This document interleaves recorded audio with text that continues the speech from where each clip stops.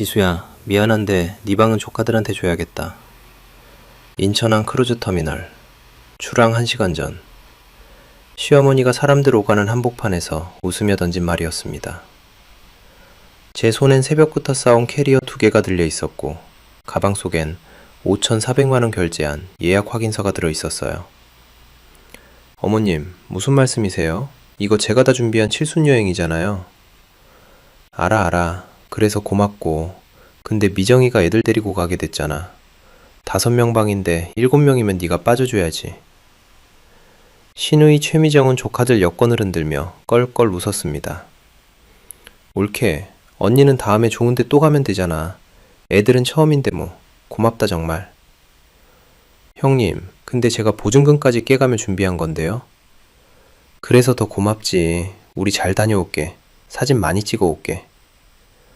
남편 진철은 제 팔을 잡아 끌며 낮게 속삭였어요. 여보, 어머니 칠순인데 기분 망치지 마. 그냥 집 가. 나중에 얘기하자. 터미널 한복판이었어요. 사람들이 다 보고 있었습니다. 가족들은 탑승 게이트로 향했고 저는 짐가방 2개만 달랑 들고 그 자리에 남겨졌어요.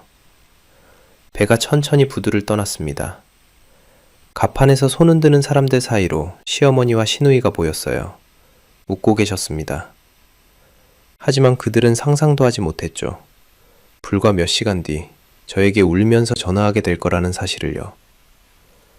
지수야, 왜 전화 안 받아? 선상 크레딧이 0원이래. 물 한 병도 못 사. 여보, 제발 좀 풀어줘. 레스토랑도 안 되고 투어도 다 취소됐어. 옳게, 장난 그만해. 애들이 배 안에서 아무것도 못 먹어. 저는 그 문자들을 읽으며 처음으로 웃었습니다. 하지만 저도 처음부터 이렇게 되기를 원했던 건 아니었죠. 그 사실이 조금은 슬프기도 했습니다. 여러분의 구독, 좋아요는 더 많은 사연을 만드는 힘이 됩니다. 안녕하세요. 저는 한지수라고 합니다. 36살이고요. 회계법인에서 세무팀 과장으로 일하고 있습니다. 결혼한 지는 이제 만 5년쯤 됐어요. 남편 진철이는 물류회사 다니는 평범한 직장인이고 시어머니 박명자 어르신은 올해 71살이세요. 신우이 미정 형님은 저보다 4살 위인데 초등학생 아이 둘을 키우며 살고 있습니다. 제가 오늘 들려드릴 이야기는 바로 그 시어머니 칠순 여행에서 시작됩니다. 정확히는 칠순 2주 전쯤이었어요. 그날 저녁 시댁에 온 가족이 모였습니다. 명절도 아닌데 갑자기 모이라고 하셔서 무슨 일인가 했죠. 거실 소파에 앉은 시어머니 얼굴엔 평소보다 환기가 더 있었고 옆에는 미정 형님이 팔짱을 낀 채 앉아 있었어요. 지수야, 앉아봐. 네, 어머님. 차 한 잔 올리고 저도 자리에 앉았습니다. 진철이는 제 옆에서 뭔가 눈치를 보는 표정이었어요. 있잖아, 나 곧 칠순이잖니. 네, 어머님. 알고 있습니다. 그래서 말인데 이번엔 좀 특별하게 보내고 싶어. 남들 부럽지 않게. 시어머니 목소리엔 기대감이 가득했습니다. 미정 형님이 옆에서 거들었어요. 엄마가 요새 친구분들이랑 얘기하다 보니까 다들 크루즈 여행 다녀왔대. 바다 위에서 생일상 받고 그러는 거 진짜 로망이래. 크루즈요? 응. 나도 그렇게 한번 해보고 싶어. 배 타고 일본도 가고 대만도 가고. 칠순인데 그 정도는 해줘야 하지 않겠니? 저는 순간 머릿속으로 계산기를 두드렸습니다. 크루즈 여행이요. 가족 5명이면 기본 몇백은 우습게 넘을 텐데요. 시어머니는 제 표정을 읽으셨는지 빙그레 웃으셨어요. 지수야, 너 형편 괜찮잖아. 친정에서 물려받은 것도 있고 월급도 쏠쏠하게 받고 이번 한 번만 좀 신경 써줘. 형편 괜찮다는 말에 가슴이 철렁했습니다. 친정어머니가 남기신 상가 보증금을 어떻게 알고 계신 걸까요? 진철이가 말했구나 싶었어요. 결혼 초부터 시댁 명절 용돈, 병원비, 시어머니 옷값까지 제가 많이 보탰던 건 사실이었습니다. 그런데 이젠 친정 유산까지 기대하시는 거예요? 어머님, 크루즈 여행이 생각보다 비쌀 텐데요. 그러니까 미리 얘기하는 거지. 네가 알아서 좀 준비해줘. 진철이랑 상의해서. 진철이는 제 손을 슬쩍 잡으며 작게 속삭였습니다. 여보, 어머니 평생 소원인데. 당신이 형편 되잖아. 평생 소원이요. 그 말 앞에선 제가 뭐라고 할 수가 없었어요. 며느리 입장에서 시어머니 칠순을 그냥 넘길 수도 없었고, 무엇보다 진철이 눈빛이 간절했거든요. 그래서 저는 고개를 끄덕였습니다. 알겠습니다. 제가 알아볼게요. 그래, 우리 며느리 최고야. 역시 지수가 있어서 든든해. 시어머니는 그제야 환하게 웃으셨습니다. 미정 형님도 제 어깨를 툭툭 치며 고맙다는 말을 했어요. 하지만 그 자리에서 구체적인 비용 분담 얘기는 아무도 꺼내지 않았습니다. 당연히 제가 다 낸다는 분위기였죠. 그날 밤 집에 돌아와 혼자 여행사 사이트를 뒤졌습니다. 일본과 대만을 도는 6일짜리 크루즈 상품이 있었어요. 5명이 함께 쓸 수 있는 VIP 캐빈은 인당 600만 원 선. 거기에 선상 크레딧, 기항지 투어, 프리미엄 레스토랑 예약까지 포함하면 총 5,400만 원 정도 나왔습니다. 친정어머니가 남기신 상가 보증금 8천만 원 중 절반 이상이었어요. 그 돈은 나중에 제가 사무실을 차리거나 아이가 생기면 육아에 쓰려고 아껴두던 돈이었습니다. 하지만 그때 저는 이렇게 생각했어요. 칠순까지만 참고 끝내자. 이번 한번 크게 써주고 나면 더 이상 뭘 바라지 않으시겠지. 얼마나 순진했던 걸까요? 다음 날 오후 저는 여행사로 달려갔습니다. 상담사 말로는 크루즈 성수기라 자리가 얼마 안 남았다고 했어요. 그 자리에서 카드를 꺼내 결제했습니다. 5,400만 원. 한 번도 써본 적 없는 큰돈이었지만 시어머니 얼굴에 떠오를 미소를 생각하며 서명했어요. 예약 확인서를 받아들고 시댁으로 향했습니다. 현관문을 열자마자 시어머니와 미정 형님이 달려왔어요. 어떻게 됐어? 네, 어머님. 예약 다 했습니다. 6일짜리 일본 대만 코스고요. VIP 캐빈으로 잡았어요. VIP. 우와, 지수 진짜 대단하다. 미정 형님이 환호성을 질렀습니다. 시어머니는 예약 확인서를 빼앗듯 받아들고 찬찬히 읽으셨어요. 오션뷰 발코니에 프리미엄 다이닝, 선상 크레딧까지. 지수야, 이거 얼마 들었어? 그건 괜찮습니다, 어머님.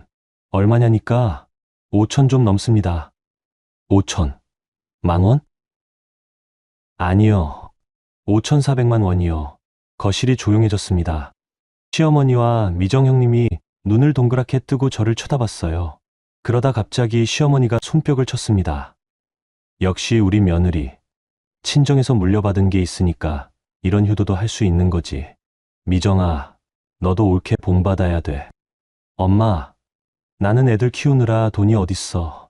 올케는 벌이도 좋고 유산도 있잖아. 그 말이 이상하게 가슴에 걸렸습니다. 유산도 있잖아라니요. 제 친정어머니가 돌아가시고 남긴 돈을 마치 시댁 공동 재산처럼 여기는 것 같았거든요. 하지만 그때도 저는 아무 말 하지 못했어요. 지수야, 그럼 배 안에서 우리 뭐 할 수 있어? 쇼도 보고 카지노도 가고 그런 거 다 되는 거야? 네, 어머님.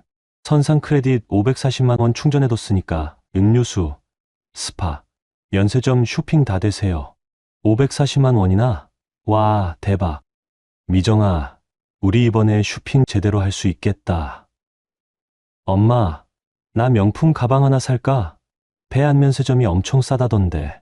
둘은 벌써 쇼핑 목록을 짜기 시작했습니다.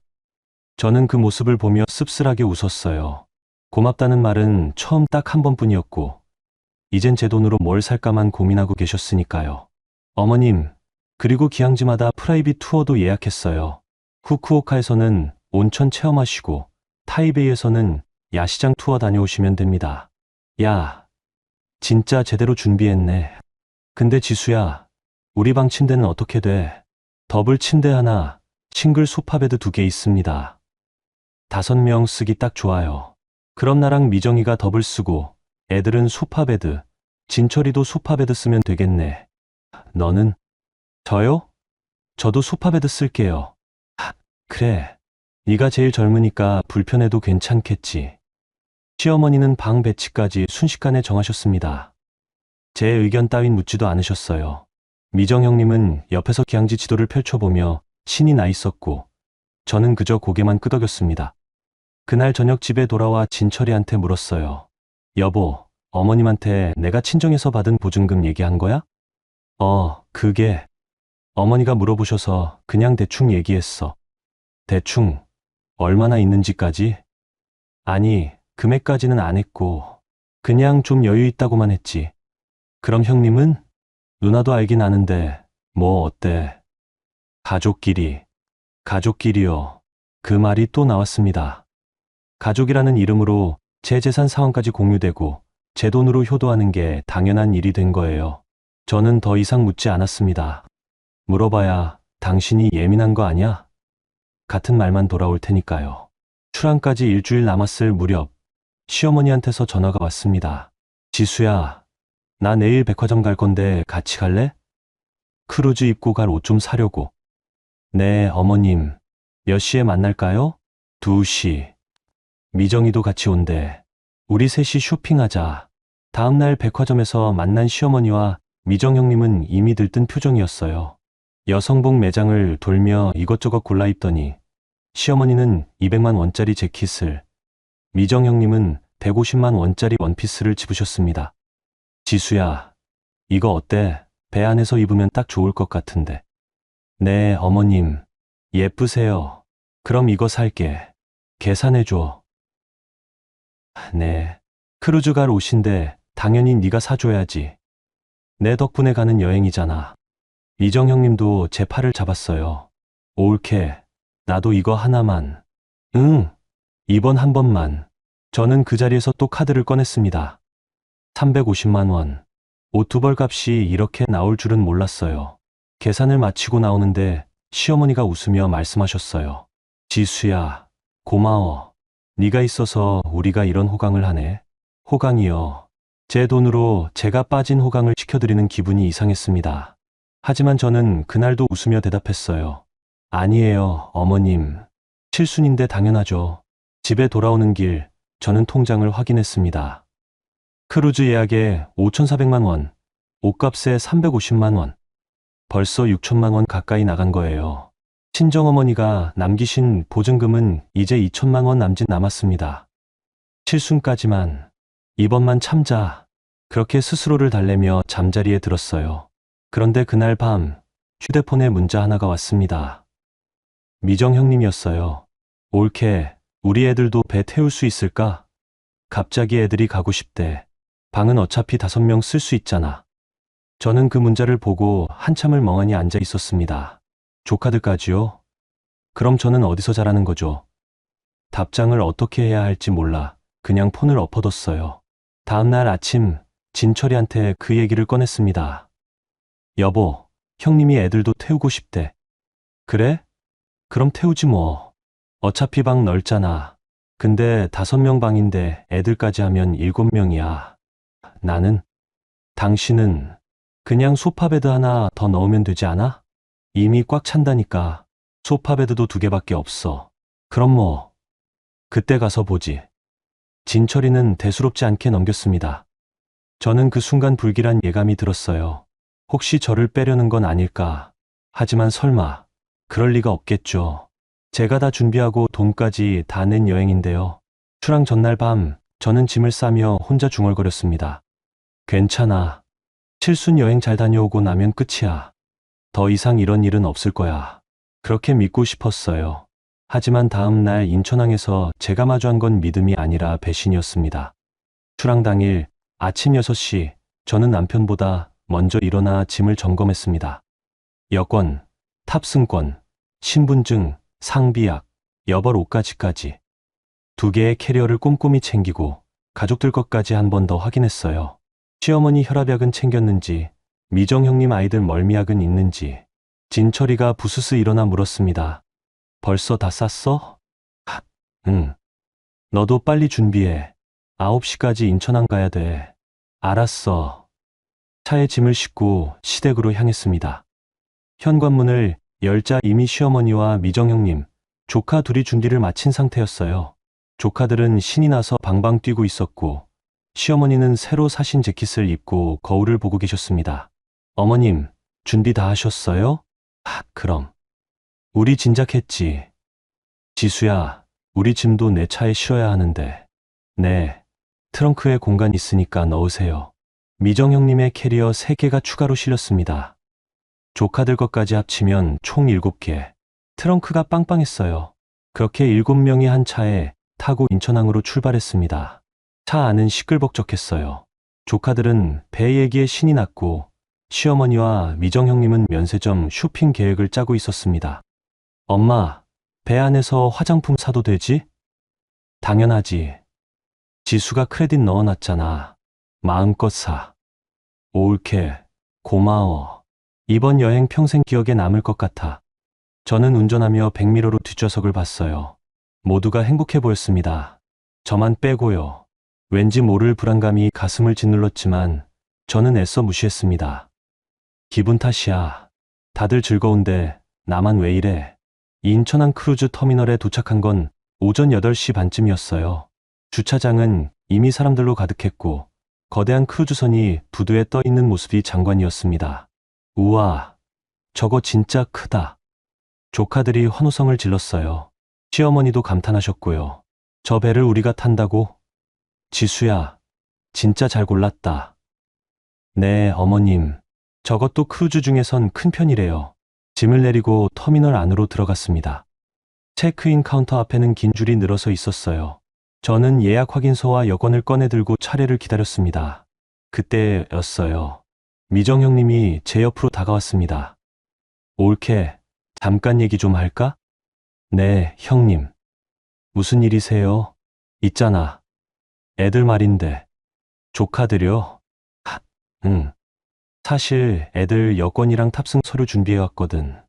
혹시 자리 있으면 태우려고. 저는 순간 멈칫했습니다. 형님, 그런데 예약이 5명으로 돼 있어서요. 추가는 안 될 거예요. 그게 아까 어머니랑 얘기했는데. 뭐려? 미정 형님은 말끝을 흐렸어요. 그 순간 시어머니가 다가오셨습니다. 표정이 평소와 달리 단호했어요. 지수야, 미안한데 내 방은 애들한테 줘야겠다. 네, 미정이가 애들 데리고 가게 됐잖아. 5명 방인데 애들까지 하면 7이야. 누군가는 빠져야지. 저는 귀를 의심했습니다. 어머님, 무슨 말씀이세요? 이 여행 제가 다 준비한 건데요. 알아. 그래서 고맙지. 근데 방이 모자라잖아. 네가 이해해줘야 지. 어머님, 예약도 제 이름으로 돼 있고 돈도 제가 다 냈잖아요. 그래서 더 미안하지. 근데 애들이 처음 가는 여행인데 어떡해. 너는 다음에 좋은데 또 가면 되잖아. 미정 형님이 옆에서 거들었어요. 올케, 언니는 돈도 잘 벌고 나중에 기회 많잖아. 애들은 이번 겨울방학 아니면 언제 가겠어. 응? 형님, 근데 이건 너무하잖아요. 출항한 시간 전에 이런 얘기를요? 너무한 게 뭐가 있어. 가족끼리 이런 것도 양보 못해. 진철이가 제 팔을 잡았습니다. 여보, 큰 소리 내지 마. 사람들 다 쳐다봐. 큰 소리? 지금 나한테 짐 싸서 집에 가라는 소린데 큰 소리 안 낼 수가 있어? 어머니 기분 망치지 말고 그냥 집에 가. 나중에 얘기하자. 나중에? 배는 지금 출항하는데 무슨 나중이야? 어차피 너 없어도 방은 쓸 수 있어. 예약자만 체크인하면 되니까. 저는 그 말에 온몸이 굳었습니다. 너 없어도요. 제가 돈 내고 준비한 여행인데 저 없이 가겠다고요? 시어머니가 제 손에서 예약 확인서를 빼앗아 갔습니다. 지수야, 서류 내가 갖고 갈게. 체크인은 내가 할 테니까 너는 그냥 집에 가 있어. 나중에 선물 사올게. 어머님, 이건 제 이름으로 된 거예요. 예약자 이름은 상관없어. 가족이면 다 돼. 여행사에서 그러더라. 미정 형님이 아이들 손을 잡으며 웃었어요. 애들아, 인사해. 고모 덕분에 배 타는 거야. 고모, 고마워요. 조카들은 천진하게 웃었습니다. 하지만 저는 웃을 수가 없었어요. 터미널 한복판에서 사람들이 다 보는 곳에서 저는 제 가족한테 버려지고 있었으니까요. 진철이가 제 캐리어를 밀어줬습니다. 주차장에 차 있으니까 그거 타고 가. 나는 어머니 모시고 배 타야 돼. 진철아, 너 지금 진심이야? 진심도 뭐도 없어. 어머니가 원하시잖아. 당신이 양보 좀 해. 양보. 5,400만 원 들인 여행에서 나보고 양보하라고? 목소리 좀 낮춰. 창피한 건 저였습니다. 남편한테, 시어머니한테, 시누이한테 다 당하면서도 목소리조차 못 내는 제가요. 체크인 카운터 쪽으로 그들이 걸어갔어요. 시어머니는 제 예약 확인서를 들고, 미정 형님은 조카들 손을 잡고, 진철이는 캐리어를 끌며 아무도 뒤를 돌아보지 않았습니다. 저는 그 자리에 멍하니 서 있었어요. 손엔 제 캐리어 손잡이가 들려 있었고, 가방 속엔 여권과 제 옷까지만 남아 있었습니다. 사람들이 스쳐 지나갔어요. 설레는 표정으로 배에 오르는 가족들, 손을 흔드는 연인들. 그 사이에서 저는 혼자 남겨진 사람이었습니다. 1시간쯤 지났을까요? 크루즈선의 백고동 소리가 울렸어요. 천천히 부두를 떠나는 배, 갑판엔 사람들이 손을 흔들고 있었습니다. 저는 그 모습을 바라보며 주머니에서 폰을 꺼냈어요. 진철이한테 온 문자가 하나 있었습니다. 미안. 나중에 설명할게. 일단 집 가 있어. 미안하다고요. 설명하겠다고요. 저는 그 문자를 읽고 피식 웃었습니다. 눈물이 아니라 웃음이 나왔어요. 아, 이 사람들은 진짜구나. 진짜 저를 이렇게 버릴 수 있는 사람들이구나. 가족이라는 이름으로 제 돈을 쓰고 제 자리를 빼앗고 제 마음은 신경 쓰지 않는 사람들. 저는 터미널 벤치에 앉아 가방을 열었습니다. 그 안엔 여행 서류 사본이 들어 있었어요. 저는 항상 원본과 사본을 따로 보관하거든요. 회계사 습관이죠. 예약 확인서, 결제 내역서, 탑승자 등록 정보. 모든 건 제 이름으로 돼 있었습니다. 결제자도 저, 예약자도 저, 선상 크레딧 명의도 저. 그 순간 저는 깨달았어요. 내가 바보였구나.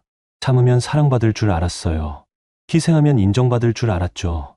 하지만 그들은 제 희생을 당연하게 여겼고 제 돈을 공짜로 여겼습니다. 저는 폰을 들고 여행사 번호를 찾았어요. 그리고 전화를 걸었습니다. 여보세요. 크루즈 예약 문의드리려고요. 네, 고객님. 예약 번호 말씀해 주세요. 예약 번호는 CRG-24108이고요. 예약자 한지수입니다. 네, 확인됐습니다. 무엇을 도와드릴까요? 제가 결제자인데요. 선상 크레딧이랑 유료 옵션 취소 가능한가요? 결제자 본인이시면 가능합니다. 다만 배가 이미 출항했기 때문에 환불은 안 되고 사용 정지만 가능한데요. 정지만 돼도 괜찮아요. 지금 바로 해주세요. 어떤 항목을 정지하시겠어요? 선상 크레딧 540만 원, 후쿠오카 프라이빗 투어, 타이베이 야시장 투어, 프리미엄 레스토랑 예약, 선상 스파 예약, 전부요. 전부 정지하시면 탑승객분들이 이용하실 게 거의 없는데요. 괜찮아요. 그게 목적이니까요. 상담사는 잠시 뜸을 들이다 답했습니다. 알겠습니다. 지금 바로 처리해드리겠습니다. 전화를 끊고 저는 배를 바라봤어요. 점점 멀어지는 하얀 배. 그 안에서 지금쯤 제 가족들은 신이 나서 객실을 구경하고 있겠죠. 하지만 곧 알게 될 겁니다. 제 없이는 아무것도 할 수 없다는 거요. 배가 수평선 너머로 사라진 뒤에도 저는 한참을 터미널 벤치에 앉아 있었습니다. 주변 사람들은 다 떠나고 청소하는 직원들만 오가는 텅 빈 공간. 저는 그제야 핸드폰을 다시 꺼냈어요. 여행사 상담사가 보낸 문자가 와 있었습니다. 고객님, 요청하신 항목 전체 사용 정지 완료되었습니다. 선상 시스템의 반영까지 약 1시간 소요됩니다. 1시간이요. 그럼 배가 공해상에 진입할 즈음이겠네요. 그때쯤이면 시댁 식구들이 뭔가 이상하다는 걸 느끼겠죠. 저는 터미널을 빠져나와 주차장으로 향했습니다. 제 차는 그대로 그 자리에 있었어요. 트렁크를 열어 캐리어를 싣고 운전석에 앉았습니다. 시동을 걸었지만 바로 출발하진 않았어요. 이제 어떻게 하지? 집에 가봤자 텅 빈 집뿐이었고 회사는 주말이라 쉬는 날이었습니다. 친구들한테 전화하기엔 너무 창피했어요. 나 시댁한테 크루즈 여행에서 쫓겨났어 라고 말할 자신이 없었거든요. 그때 문득 떠오른 사람이 있었습니다. 오세란 이모. 친정어머니 동생이시고 엄마 돌아가신 뒤로 늘 제 안부를 챙겨주시던 분이에요. 전화를 걸었습니다. 여보세요 이모. 지수야. 무슨 일이야? 너 오늘 크루즈 탄다며? 이모. 저 집에 가도 돼요? 왜? 무슨 일 있어? 목소리가 떨렸어요. 참으려 했는데 이모 목소리를 들으니까 눈물이 났습니다. 이모, 저 배 못 탔어요. 뭐? 왜? 아파서? 아니에요. 시댁에서 저 빼고 갔어요. 전화 너머로 이모가 숨을 들이켰어요. 지금 어디야? 인천항이요. 거기 있어. 내가 갈게. 1시간쯤 지나 이모가 도착했습니다. 주차장에서 차 안에 앉아 있는 저를 보더니 문을 열고 안으로 들어오셨어요. 지수야, 이모, 울지 마. 일단 얘기해봐. 무슨 일이야? 저는 그제야 터미널에서 있었던 일을 다 털어놨습니다. 5,400만 원 들여 준비한 여행, 출항 1시간 전 애들은 통보, 조카들 때문에 빠지라는 말, 남편의 외면까지.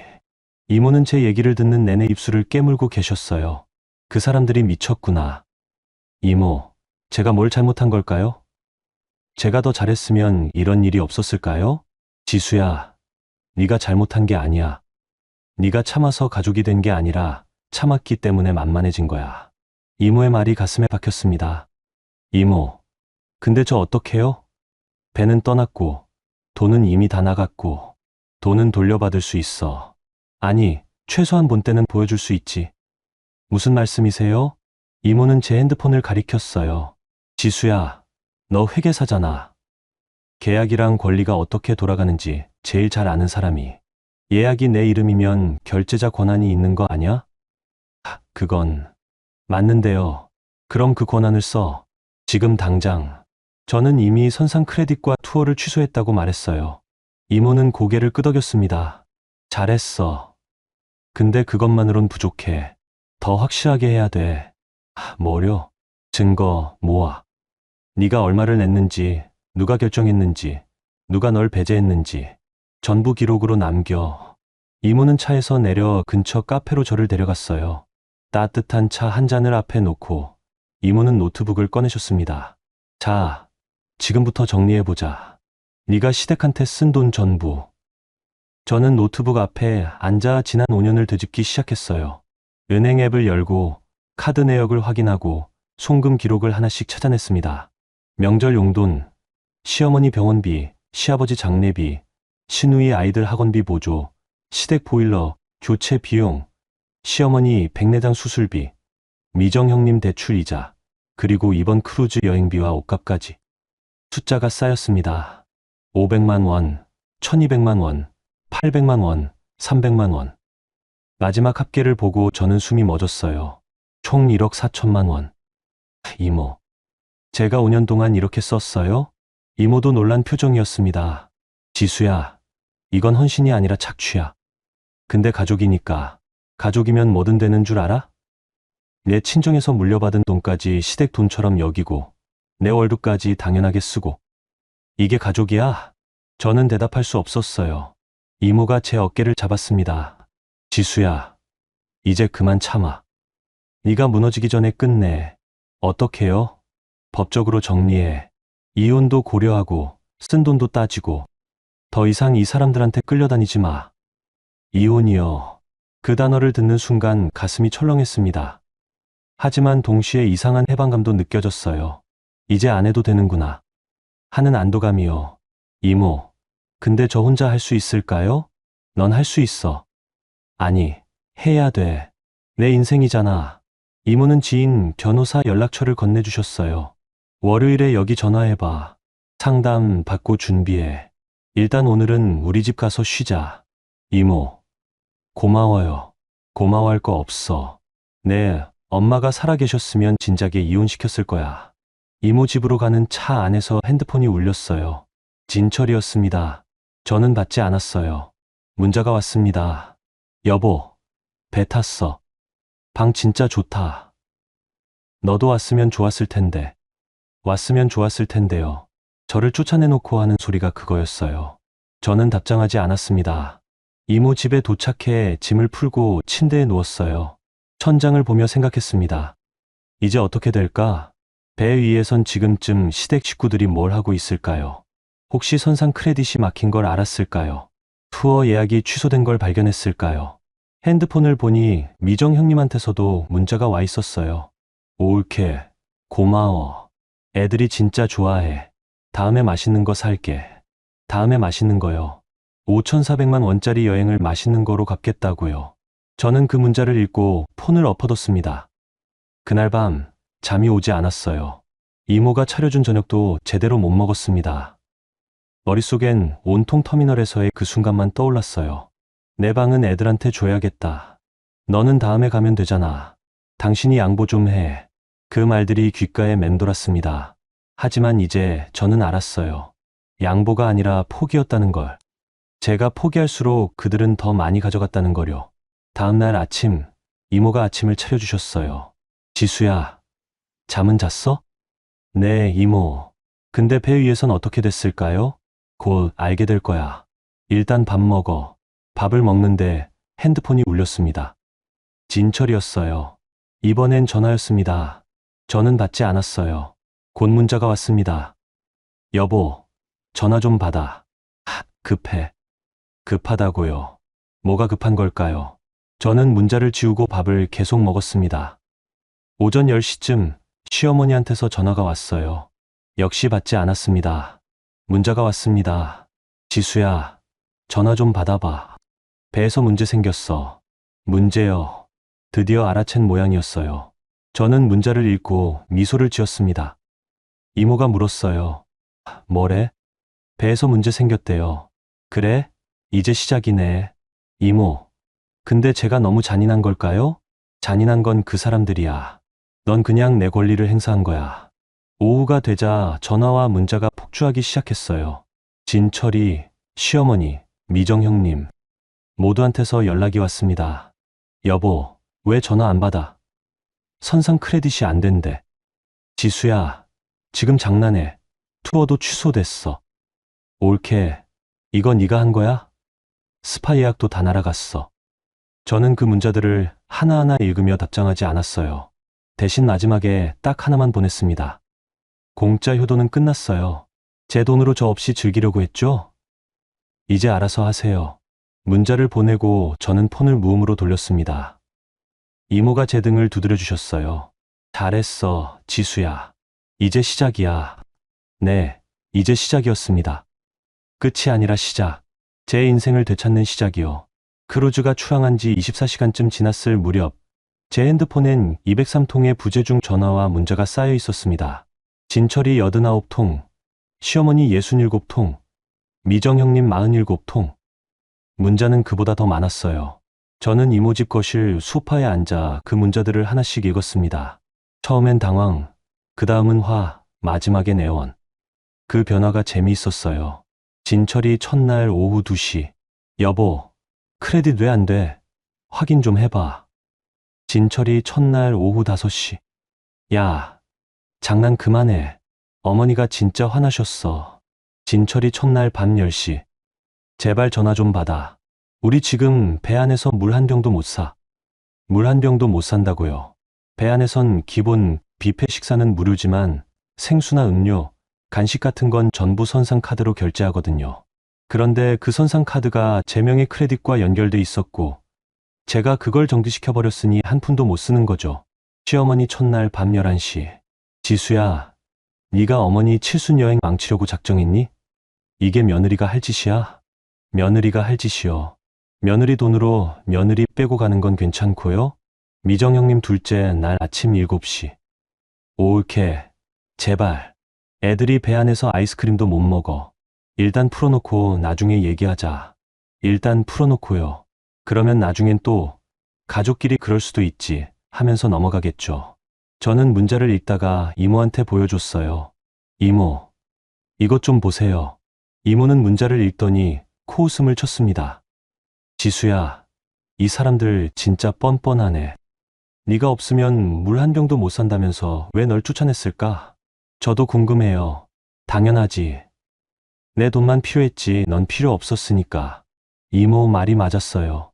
그들에게 제 존재는 중요하지 않았어요. 제 지갑만 중요했죠. 진철이 둘째 날 오후 1시. 야, 한지수, 진짜 끝까지 이럴 거야?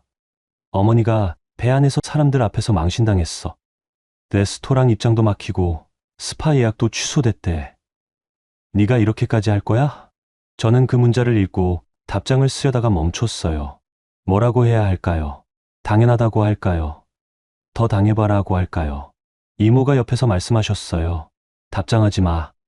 무시하는 게 제일 아파. 네, 이모. 저는 폰을 내려놓고 노트북을 열었어요. 월요일 변호사 상담을 위해 자료를 정리하고 있었거든요. 5년간 시댁에 쓴 돈, 진철이가 제 동의 없이 사용한 카드 내역, 시어머니가 제 친정 유산을 언급한 대화 녹음까지. 그 중에서 가장 결정적인 건 진철이가 시어머니한테 보낸 카톡이었어요. 제가 몰래 진철이 폰을 확인했을 때 캡처해뒀던 거였습니다. 진철이 시어머니 2달 전. 어머니, 지수 장모님 돌아가시고 상가 보증금 8천 받았대요. 나중에 필요하시면 말씀하세요. 시어머니 진철이. 그래, 우리 며느리 효자네. 칠순 여행 때 좀 써도 되겠다. 진철이 시어머니. 네, 제가 잘 얘기해 볼게요. 잘 얘기해 보겠다고요. 제 허락도 없이 제 유산을 시댁 계획에 넣어버렸던 거예요. 그 문자를 보는 순간 저는 확신했습니다. 이 결혼은 끝났구나. 둘째 날 저녁 여행사 제휴 담당 윤석범 팀장한테서 전화가 왔어요. 과장님, 저 윤석범입니다. 아, 팀장님. 무슨 일이세요? 혹시 지금 시간 괜찮으세요? 크루즈건으로 여쭤볼 게 있어서요. 네, 괜찮아요. 배에서 여러 건의 컴플레인이 들어왔는데요. 탑승객분들이 크레딧이랑 예약이 전부 취소됐다고 항의하시더라고요. 혹시 과장님이 요청하신 건가요? 네, 제가 했습니다. 아, 그렇군요. 사정이 있으신 건가요? 저는 간단히 설명했어요. 제가 전액 결제했는데 탑승 당일 가족들이 저를 배제하고 떠났다고. 윤석범 팀장은 한숨을 쉬었습니다. 과장님, 그건 정말 심하네요. 근데 문제가 하나 있어요. 뭔데요? 배가 지금 공해상이라 환불이나 재설정이 불가능합니다. 과장님이 정지시킨 항목은 항해 내내 복구가 안 돼요. 그럼 그 사람들은 6일 내내 기본 서비스만 받는다는 거예요? 네. 무료 뷔페 식사, 기본 엔터테인먼트만 가능하고요. 유료 옵션은 전부 차단됩니다. 저는 잠시 침묵했어요. 그럼 시댁 식구들은 앞으로 나흘을 더 그렇게 지내야 한다는 거네요.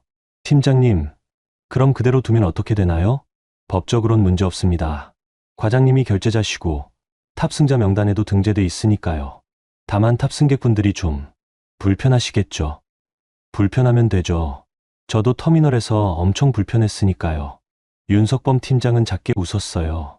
과장님, 제 입장에선 몰아드릴 말씀이 없네요. 응원하겠습니다. 고맙습니다, 팀장님. 전화를 끊고 이모한테 말씀드렸어요. 이모, 6일 내내 복구 안 된대요. 잘 됐네. 그 사람들 제대로 맛 좀 봐야 해. 밤이 깊어지자 문자가 더 급해졌어요. 시어머니 둘째 날 밤 11시. 지수야, 제발 부탁이야. 일단 크레딧만 풀어줘. 내가 잘못했어. 칠순인데 이렇게 망신당하면 어떡해. 미정 형님 둘째 날 밤 11시 30분. 올케, 진짜 미안해. 내가 잘못 생각했어. 제발 애들 생각해서라도 좀 풀어줘. 진철이 셋째 날 새벽 1시. 한지수, 나 진짜 화났어. 집에 오면 두고 봐. 이혼할 거야. 이혼이요. 제가 먼저 하려던 말을 남편이 먼저 꺼냈네요. 저는 그 문자를 보고 피식 웃었어요. 이모가 물었습니다. 뭐래? 이혼하겠대요. 그래? 그럼 너도 이혼하고 싶다고 해. 네, 이모. 근데 제가 음성 메시지 하나만 남겨도 될까요? 뭐라고? 그냥 정리하고 싶어서요. 이모는 고개를 끄덕였어요. 저는 핸드폰을 들고 녹음 버튼을 눌렀습니다. 여러분, 저 한지수입니다. 5,400만 원 들여 준비한 칠순 여행에서 출항 1시간 전에 쫓겨났습니다. 제 방은 조카들한테 줘야 한다고 하더니 저 없이 배를 탔죠. 그래서 제가 할 수 있는 걸 했어요. 제 돈으로 결제한 모든 혜택을 정지시켰습니다. 선상 크레딧, 투어, 레스토랑, 스파 전부요. 공짜 효도는 끝났어요. 여러분도 배 안에서 잘 지내시길 바랍니다. 아, 그리고 진철 씨. 이혼 얘기 먼저 꺼내줘서 고마워요. 저도 그러고 싶었거든요. 귀국하면 법원에서 봅시다. 녹음을 마치고 저는 파일을 진철이한테 보냈어요. 그리고 시어머니, 미정 형님한테도 똑같이 전송했습니다. 문자를 보낸 뒤 저는 폰을 끄고 침대에 누웠어요. 이모가 불을 꺼주셨습니다. 지수야, 잘 자. 네, 이모. 근데요. 응? 저 지금 속이 시원해요. 그렇지? 네, 진짜요. 그날 밤 저는 결혼 후 처음으로 편하게 잠들었습니다. 누군가의 눈치를 보지 않아도 되는 밤이었으니까요. 크루즈가 떠난 지 사흘째 되는 날, 저는 이모 집 작은 방에서 노트북과 서류, 더미에 파묻혀 있었습니다. 결혼 후 5년간의 금융거래 내역, 시댁 관련 지출, 진철이 명의로 긁은 제 카드 내역까지 엑셀 시트에 정리하니 숫자가 무섭게 커졌어요. 총 지출 1억 4,283만 원. 그중 시댁 직접 지출이 9,800만 원, 진철이가 제 동의 없이 사용한 금액이 2,100만 원, 공동생활비 명목으로 제가 일방적으로 부담한 금액이 2,383만 원. 저는 그 숫자를 보며 한참을 멍하니 앉아 있었어요. 5년 동안 제 월급과 친정유산이 어디로 갔는지 이제야 알겠더라고요. 이모, 이거 좀 보세요. 이모가 노트북을 들여다보더니 혀를 찼습니다. 지수야, 이건 결혼 생활이 아니라 봉사활동이었네. 그러게요. 근데 이모, 여기서 더 문제가 있어요. 저는 진철이 카톡 캡처본을 보여드렸어요. 2달 전 진철이가 시어머니한테 보낸 메시지였습니다.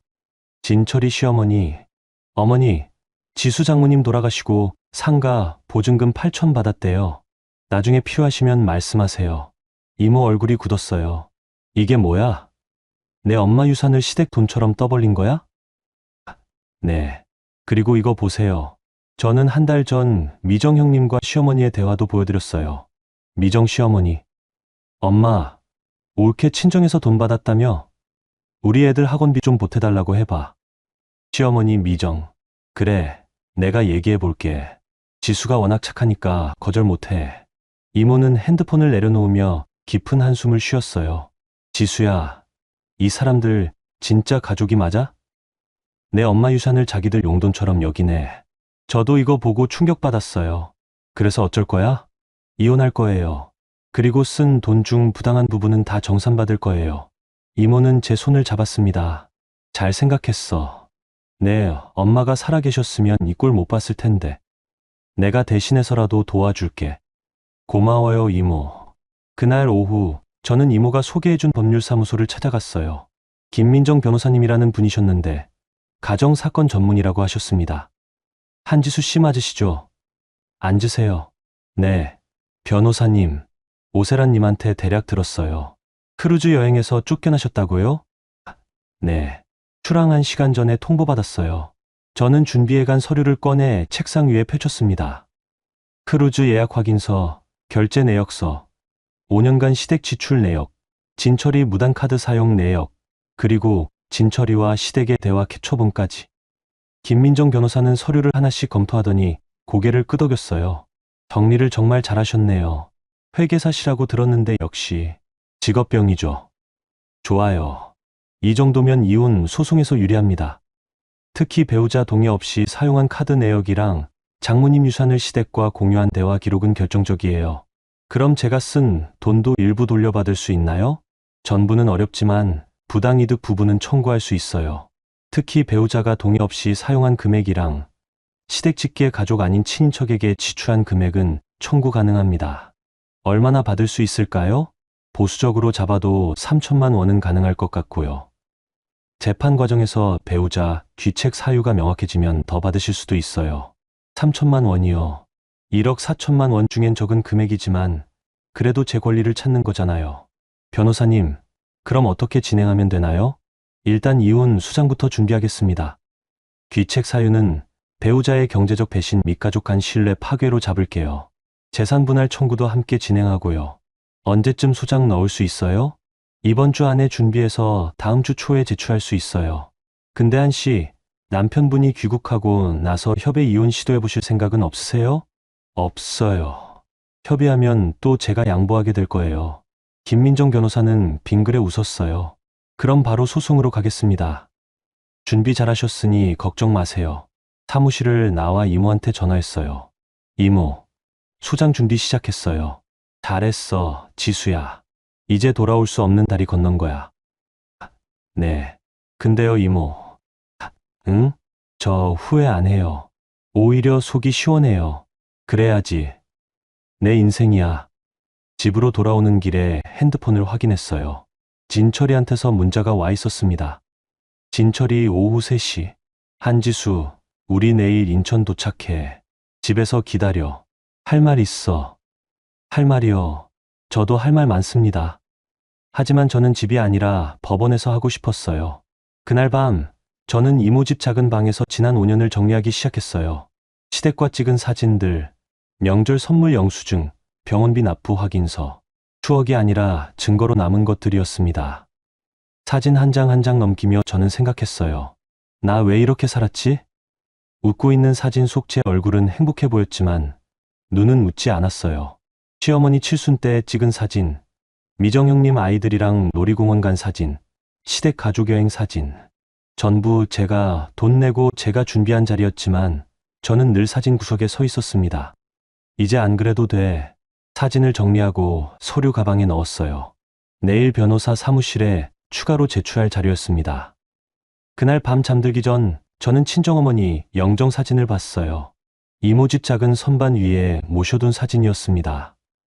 엄마, 제가 잘하고 있는 거 맞죠? 엄마는 대답하지 않았지만 저는 알았어요. 엄마가 남기신 유산을 지키는 게 맞다는 거요.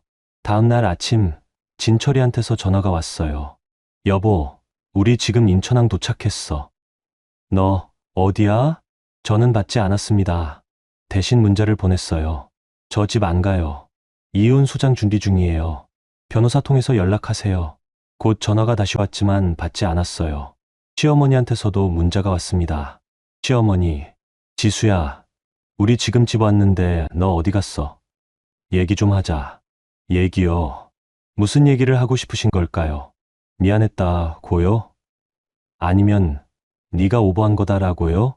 저는 답장하지 않고 변호사 사무실로 향했어요. 오늘 소장 최종 검토를 하기로 했거든요. 사무실에 도착하니 김민정 변호사가 서류를 펼쳐놨어요. 1시, 이혼 소장 초안 나왔어요. 한번 확인해 보세요. 저는 서류를 받아들고 읽기 시작했어요. 이혼 청구 사유, 1점 배우자의 경제적 배신 및 신뢰 파괴, 2점 배우자 가족의 원고에 대한 지속적 모욕 및 인격 침해, 3점 혼인 관계 유지 불가능한 사유, 재산 분할 및 손해배상 청구, 부당 지출 정산 3,200만 원, 위자료 1,000만 원. 서류를 다 읽고 저는 펜을 꺼냈어요. 변호사님, 여기 서명하면 되나요? 네. 서명하시면 내일 법원에 제출할게요. 저는 펜을 들고 제 이름을 썼습니다. 한지수. 5해 동안 누군가의 며느리였던 이름이 아니라 이제 제 인생의 주인이 될 이름이요. 서명을 마치고 일어서는데 핸드폰이 울렸어요. 진철이었습니다. 이번엔 받았어요. 여보세요. 한지수, 너 지금 뭐 하는 거야? 이혼 소장. 진짜 미쳤어. 미친 건 당신이에요. 진철 씨. 5년 동안 제 돈으로 살면서 저한테 한 게 뭐예요? 우리 가족이잖아. 가족이면 인천항에서 버려도 돼요? 제 친정 유산을 시댁 돈처럼 떠벌려도 되고요? 그건 법원에서 봐요. 변호사 통해서 연락하세요. 전화를 끊고 저는 변호사한테 웃으며 말했어요. 변호사님, 빨리 진행해 주세요. 알겠습니다. 힘내세요. 한씨. 사무실을 나와 이모한테 전화했어요. 이모, 소장 냈어요. 그래? 이제 진짜 시작이네. 네. 근데 저 떨려요. 괜찮아. 네가 옳은 일 하는 거야. 핸드폰을 끊고 하늘을 올려다봤어요. 맑은 가을 하늘이었습니다. 5년 만에 처음 보는 자유로운 하늘 같았어요. 크루즈 귀국 당일, 저는 인천항 입국장 카페에 앉아 있었습니다. 이모가 함께 와주셨어요. 진철이한테서 도착했다는 문자가 온 지 30분쯤 지났을 무렵이었습니다. 지수야, 긴장돼? 아니요, 이모. 오히려 궁금해요. 어떤 얼굴로 나올지. 그래, 당당해야 해. 입국장 문이 열리고 사람들이 쏟아져 나왔어요. 그 중에서 시어머니가 제일 먼저 보였습니다. 새로 사신 재킷은 온데간데 없고 초췌한 얼굴로 캐리어를 끌고 나오시더라고요. 그 다음 미정 형님이 아이들 손을 잡고 나왔어요.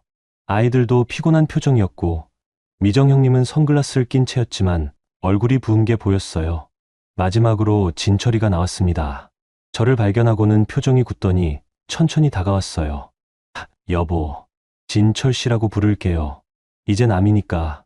시어머니가 제 앞으로 달려왔습니다. 지수야, 네가 어떻게 우리한테 이럴 수가 있니?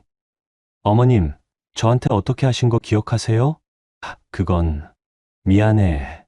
근데 네가 너무 심했어. 우리 배 안에서 6일 내내 물 한 모금 제대로 못 마셨어. 저는 인천항에서 6시간 서 있었어요. 비교하실 거예요? 시어머니 얼굴이 붉어졌어요. 미정 형님이 끼어들었습니다. 올케, 우리 진짜 힘들었어. 애들이 배 안에서 아이스크림도 못 먹고, 기항지 투어도 못 가고. 이게 너무한 거 아니야? 형님, 5,400만 원 쓰고 배 한 번 못 탄 사람한테 그 말 하실 거예요? 그건 미안한데, 올케도 이해 좀 해줘야지. 가족끼리. 가족 아니에요, 이제. 저는 가방에서 서류 봉투를 꺼냈어요. 그리고 카페 테이블 위에 펼쳤습니다. 이혼 소장 초안, 5년간 시댁 지출 내역서, 진철이 무단카드 사용 내역, 그리고 진철이와 시댁의 대화 캡처본까지. 이게 뭐야? 진철이가 물었어요. 저는 차분히 대답했습니다. 정산서요. 5년간 제가 쓴 돈 전부 정리했어요. 시어머니가 서류를 집어들더니 숫자를 보고 얼굴이 하얗게 질렸어요. 1억 4천만 원? 네. 제가 시댁에 쓴 돈이에요. 명절 용돈, 병원비, 생활비, 여행비, 형님 아이들 학원비 보조금까지. 전부요. 미정 형님이 발끈했어요. 야, 그걸 왜 지금 따져? 가족끼리 도와주는 거 당연한 거 아니야? 당연한 게 아니에요. 저는 며느리지 봉사자가 아니거든요. 너 진짜 이럴 거야? 우리 어머니 칠순인데. 칠순 여행 5,400만 원 쓰고 저 빼고 가셨잖아요. 그것도 추앙 1시간 전에 통보하고요. 시어머니가 제 손을 잡으려 했어요. 지수야, 그건 정말 미안해. 내가 잘못 생각했어. 근데 이혼까지는. 저는 손을 빼며 말했습니다. 어머님, 저 이제 며느리 안 할 거예요. 5년 했는데 받은 건 모욕뿐이었어요. 모욕. 우리가 언제 널 모욕했어? 인천항 터미널 한가운데서 짐 들고 서 있던 거 기억 안 나세요? 사람들 다 보는 앞에서 져버리고 가셨잖아요. 시어머니는 할 말을 잃었어요. 진철이가 끼어들었습니다. 여보, 아니 지수 씨. 진정하고 얘기하자. 우리 집 가서 집 안 가요. 그리고 할 얘기 없어요. 이혼 소장 진짜 낼 거야? 이미 냈어요. 다음 주에 법원 접수돼요. 진철이 얼굴이 창백해졌어요. 미쳤어. 우리 5년 살았는데 그냥 끝낼 거야? 5년 동안 저한테 해준 게 뭔데요? 제 돈 쓰고, 제 희생받고, 끝에 져버렸잖아요. 그건 어머니가. 어머니, 핑계 대지 마세요. 당신도 똑같았어요. 인천항에서 제 팔 뿌리치고 어머니 편들었잖아요. 진철이는 아무 말도 못했어요. 저는 서류를 다시 가방에 넣으며 말했습니다. 그리고 여기 있는 대화 기록 보세요. 제 친정 유산을 시댁 돈처럼 떠벌린 것도, 형님이 제 돈으로 애들 학원비 보태달라고 한 것도 전부 증거 있어요. 미정 형님이 벌떡 일어났어요. 야, 그게 무슨 소리야? 나 언제 그랬어? 저는 핸드폰을 꺼내 캡처본을 보여줬어요. 미정 시어머니. 엄마, 올케 친정에서 돈 받았다며? 우리 애들 학원비 좀 보태달라고 해봐. 미정 형님 얼굴이 빨개졌어요. 이걸 어떻게 봤어? 내 카톡을. 진철 씨 폰에 있더라고요. 엄마 유산 얘기하시면서 시어머니가 주저앉으셨어요. 지수야, 제발. 우리 이렇게 끝내지 말자. 내가 정말 잘못했어. 어머님, 잘못하신 거 아세요? 그럼 왜 배탈 때는 모르셨어요? 그건. 그리고 제가 크레딧 끊었을 때도, 투어 취소됐을 때도 전화하셨잖아요. 미안하다고는 안 하시고. 일단 풀어놔 그러셨죠. 시어머니는 고개를 숙였어요. 저는 이모를 돌아봤습니다. 이모. 가요. 그래. 지수야. 일어서려는데 진철이가 제 앞을 막았어요. 한지수, 너 진짜 이혼할 거야? 후회 안 해? 후회는 당신이 하세요. 5년 동안 아내의 희생으로 산 거. 난 너 사랑했어. 사랑이요? 사랑하는 사람을 인천항에 버리고 가요? 진철이는 할 말을 잃었어요. 저는 그를 지나쳐 입국장을 빠져나갔습니다. 주차장으로 가는 길, 뒤에서 미정 형님이 소리쳤어요. 올케, 너 이러면 우리 가족 다 망가져. 저는 돌아보지 않고 대답했습니다. 이미 망가졌어요. 제가 없을 때 말이에요. 차에 타고 시동을 거는데 이모가 제 손을 잡았어요. 지수야, 괜찮아? 네, 이모. 속 시원해요. 그래. 이제 진짜 끝났다. 차를 출발하며 백미러로 입국장을 봤어요. 시어머니와 미정 형님, 진철이가 멍하니 서 있었습니다. 초췌하고 당황하고 어찌할 바를 모르는 얼굴들이었어요. 저는 그 모습을 보며 피식 웃었습니다. 이제 시작이야. 이혼 소장이 법원에 접수되고 사흘이 지났을 무렵 진철이한테서 만나자는 문자가 왔어요. 저는 변호사와 상해 후 시댁 근처 카페에서 만나기로 했습니다. 공개된 장소에서 녹음기를 켠 채로요. 약속 시간에 도착하니 진철이가 먼저 와 있었어요. 핸드폰을 만지작거리다가 저를 보더니 일어났습니다. 왔어? 네. 저는 맞은편에 앉았어요. 진철이는 커피를 권했지만 저는 거절했습니다. 할 얘기만 하고 갈게요. 지수야. 지수씨라고 해요. 진철이는 한숨을 쉬었어요. 알았어, 지수씨. 우리 정말 이혼해야 해? 네. 나 진짜 반성하고 있어. 인천항에서 그런 건 정말 미안해. 미안하다고 끝나요? 그럼 어떻게 하면 돼? 내가 뭘 해야 내 마음이 풀려. 저는 가방에서 서류를 꺼냈어요. 이거 보세요. 뭔데? 5년간 제가 시댁에 쓴 돈, 당신이 제 동의 없이 쓴 돈, 그리고 당신이 시어머니한테 보낸 카톡이요. 진철이는 서류를 펼쳐보더니 얼굴이 굳었어요. 이걸 어떻게, 당신 폰 비번 알잖아요. 123,456점, 5년 동안 안 바꿨더라고요. 너 내 폰을 몰래 봤어? 몰래 본 게 문제예요. 제 친정 유산을 시댁 공금처럼 떠벌린 게 문제죠. 진철이는 할 말을 잃었어요. 저는 서류 중 한 장을 집어 들었습니다. 여기 보세요. 지수 장모님 돌아가시고 상가 보증금 8천 받았대요. 나중에 필요하시면 말씀하세요. 이게 당신이 어머님한테 보낸 문자예요. 그건 제 허락도 없이 제 유산을 시댁 돈처럼 말한 거잖아요. 가족이니까 공유한 거지. 뭐가 문제야? 가족이요? 가족이면 인천항에서 버려도 돼요? 진철이는 입을 다물었어요. 저는 다른 서류를 꺼냈습니다. 그리고 이건 형님이 어머님한테 보낸 문자예요. 올케 친정에서 돈 받았다며? 우리 애들 학원비 좀 보태달라고 해봐. 이것도 가족이라서 괜찮아요? 누나가 그런 건 나도 몰랐어. 몰랐어요? 그럼 이건 뭐예요? 저는 또 다른 캡처본을 보여줬어요. 진철이 미정. 누나, 지수 돈 좀 있으니까 필요하면 말해. 내가 얘기해 볼게. 진철이 얼굴이 창백해졌어요. 이건 당신도 똑같았어요. 제 돈을 시댁 공금처럼 여기고 저는 그냥 지갑으로 본 거죠. 아니야, 나는 그만해요. 변명 듣기 싫어요. 저는 서류를 다시 가방에 넣으며 일어섰어요. 진철 씨, 이혼은 확정이에요. 재산 분할이랑 위자료 청구도 진행할 거고요. 지수 씨, 제발 한 번만 더 기회 줘. 기회는 5년 동안 드렸어요. 더 이상 없어요. 카페를 나서는데 진철이가 뒤따라왔어요. 지수 씨, 우리 어머니는 어떻게? 칠순 여행 망친 것 때문에 친척들한테 엄청 욕먹고 계셔. 저는 돌아봤어요. 그건 제 문제가 아니에요. 어머님이 선택하신 거예요. 너무해. 우리 가족 다 무너지는데 전 이미 무너졌어요. 인천항에서요.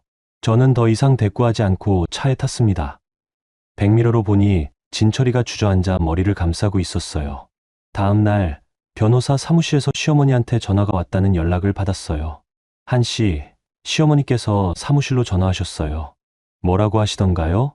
한번 만나고 싶다고 하시더라고요. 지수씨 연락처가 막혀 있어서 저한테 연락하셨대요. 만날 필요 없어요.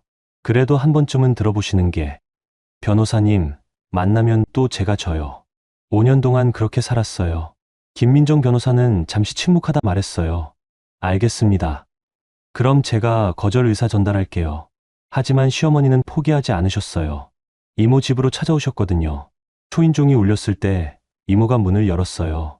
누구세요? 저, 지수 시어머니입니다. 지수 좀 만나고 싶어서요.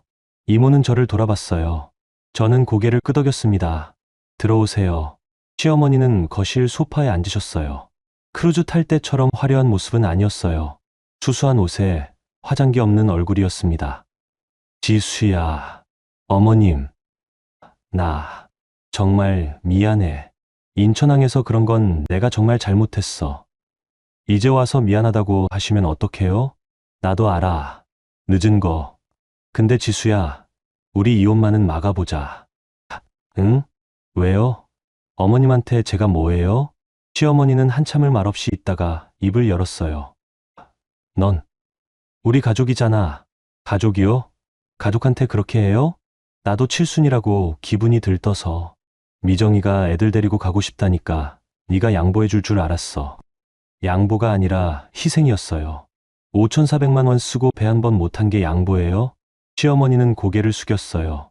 미안해. 진짜 미안해. 어머님, 저 5년 동안 1억 4천만 원 썼어요. 시댁에요. 뭐, 명절 용돈, 병원비, 여행비, 형님 아이들 학원비까지 전부 제 돈이었어요. 시어머니 얼굴이 하얗게 질렸어요. 그렇게 많이? 네. 그리고 진철 씨가 제 친정 유산을 어머님한테 말한 것도 알아요. 나중에 필요하면 쓰라고 하셨죠? 그건 가족끼리 도울 수도 있는 거 아니야? 제 허락도 없이요? 시어머니는 할 말을 잃었어요. 저는 차분히 말을 이었습니다. 어머님, 저 이제 며느리 안 할 거예요. 5년이면 충분했어요. 지수야, 제발. 나 이제 친척들한테 손가락질 받고 있어. 칠순 여행 며느리 돈으로 가놓고 며느리 빼고 갔다고 다들 욕해. 그건 어머님이 하신 일이잖아요. 나도 알아. 내가 잘못했어. 근데 이혼까지는. 어머님, 전 이미 결심했어요. 시어머니는 눈물을 흘리기 시작했어요. 지수야, 나 정말 반성하고 있어. 제발 한 번만 용서해줘. 저는 그 눈물을 보며 생각했어요. 예전 같으면 또 무너졌겠죠. 어머님이 우시네. 내가 너무한 건가 하면서요. 하지만 이젠 아니었어요. 어머님, 저 이제 안 울어요. 어머님 눈물에도 안 흔들려요. 지수야. 그리고 이혼은 제가 결정한 거예요. 되돌릴 생각 없어요. 시어머니는 일어서며 마지막으로 말씀하셨어요. 지수야, 넌 너무 변했어. 아니요, 어머님. 저 원래대로 돌아온 거예요. 누군가의 며느리 되기 전에 저로요. 시어머니는 더 이상 할 말이 없으셨는지 고개를 떨구고 나가셨어요. 문이 닫히고 이모가 제 어깨를 두드렸어요. 지수야, 잘했어. 이모, 근데 제가 너무 잔인한 걸까요? 아니야. 넌 그냥 내 인생을 되찾은 거야. 그날 밤, 저는 변호사한테 전화했어요. 변호사님, 이혼 소송 빨리 진행해 주세요. 무슨 일 있으셨어요? 아니요. 그냥 빨리 끝내고 싶어요. 알겠습니다. 최대한 빨리 진행하겠습니다. 전화를 끊고 창밖을 봤어요. 서울의 야경이 반짝이고 있었습니다. 이제 곧 끝나. 새로운 시작을 위한 끝이요. 한 달 뒤, 가정법원 조정실. 저는 김민정 변호사와 함께 앉아 있었고, 맞은편엔 진철이와 그의 변호사가 있었어요. 조정 담당 판사가 서류를 검토하며 말했습니다. 양측 모두 이혼 의사가 확실하신 것 같은데, 재산 분할과 위자료 부분에서 합의가 안 되는 거죠? 네, 판사님. 진철이 변호사가 말했어요. 원고 측에서 청구하신 3,200만 원 재산 분할은 과도합니다. 혼인 기간 중 지출은 부부 공동 생활을 위한 것이었고, 김민정 변호사가 끼어들었어요. 판사님, 제출한 증거 자료 보시면 아시겠지만, 원고가 지출한 금액 중 상당 부분이 피고 가족에게 직접 지출된 것입니다. 시댁 직계 가족 병원비, 시누이 자녀 학원비, 그리고 이번 크루즈 여행비까지요. 그건 가족 간 도움이었고, 피고는 원고 동의 없이 원고 명의 카드를 사용했고, 원고의 친정 유산 정보를 시댁 가족과 공유하며 사용 계획을 세웠습니다. 제출한 대화 기록이 이를 증명합니다. 판사는 서류를 넘기며 진철이를 봤어요. 최진철 씨, 이 대화 기록이 사실입니까? 네. 장모님 유산을 시어머니와 공유하신 것도요? 그건 가족이니까. 원고 동의는 받으셨나요? 진철이는 고개를 숙였어요. 아니요. 판사는 한숨을 쉬었어요. 최진철 씨, 이건 명백한 신뢰 파괴입니다. 혼인관계에서 배우자 간 신뢰는 가장 중요한 기반인데, 이를 스스로 무너뜨리셨네요. 진철이는 아무 말도 못했어요. 판사가 다시 말했습니다. 조정안을 제시하겠습니다.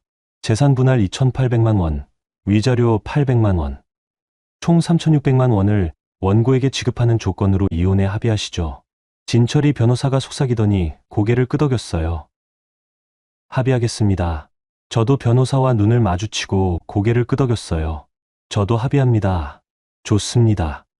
그럼 조정 성립으로 마무리하겠습니다. 양측 서명해 주시죠. 서류에 서명하는 순간 5년간의 결혼이 끝났어요. 진철이는 펜을 내려놓으며 저를 봤습니다. 지수 씨, 할 말 없어요. 이제 남이에요. 정말 후회 안 해. 후회는 당신이 하세요. 조정실을 나와 복도를 걷는데 시어머니와 미정 형님이 기다리고 있었어요.